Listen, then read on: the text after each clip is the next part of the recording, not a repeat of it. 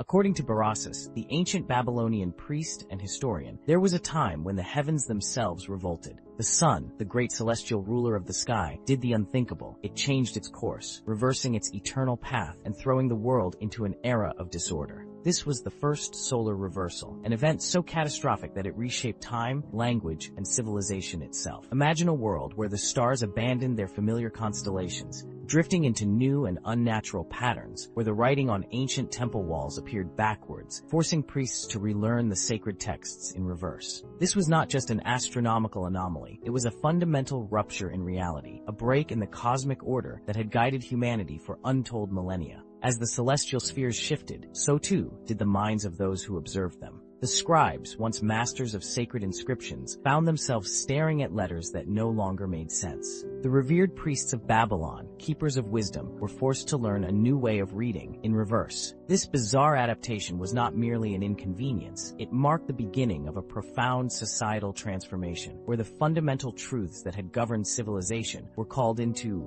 question. The great cities of Mesopotamia, built under the watchful eye of the gods, suddenly seemed fragile and uncertain. What did it mean when the heavens, the very map of divine order, no longer followed their ancient design? But the true horror of the age of celestial chaos was yet to come. As the sun defied its path and the stars rebelled, human speech itself began to break apart. Berossus wrote of a time when men and women opened their mouths to speak, only to find that their words had lost all meaning. Instead of forming the structured language of kings and priests, they produced the sounds of animals, a cacophony of howls, chirps, and growls. Civilization fractured into tribes based not on culture or kinship, but on the specific animal sounds they could understand. Some humans barked like dogs, others mimicked the croaking of frogs or the screeches of birds. The great cities became jungles of confusion, where once proud scholars and rulers were reduced to beasts trapped in human bodies, incapable of reasoned speech. Yet through this darkness, the priesthood remained untouched. Unlike the rest of the population, the high priests of Babylon retained their ability to understand and interpret all of the new beast languages, whether through divine intervention, secret rituals, or ancient knowledge passed down from before the catastrophe. These priestly figures became the only ones capable of communicating across the fractured groups of humanity. In their hands, language became power, and with power came control. During this time of confusion, the world saw the rise of new rulers, those who could bridge the gap between the beast-speaking masses and the remnants of human civilization.